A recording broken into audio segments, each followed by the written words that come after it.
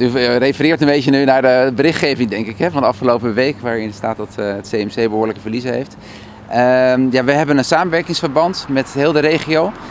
En daarin praten we heel intensief over wat kunnen we voor elkaar doen en hoe kunnen we elkaar helpen. En over de financiën van Curaçao weet ik helaas onvoldoende. Ik lees natuurlijk in de krant het een en ander en ik weet iets van het ziekenhuis, wat ze daar ook zeggen. Maar ja, voor ons geldt in ieder geval dat als het nodig is, staan wij klaar als Aruba om in ieder geval te helpen. Om patiënten over te nemen als dat nodig is, als ze niet meer uitkomen.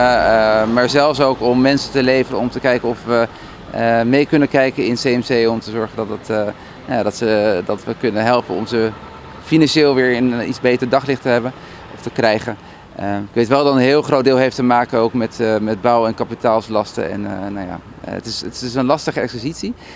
Maar Aruba staat er. Aruba staat er goed voor. En daar waar nodig helpen we graag onze buren. Ik denk dat dat altijd heel belangrijk is. Dat we dat blijven doen als naaste liefde.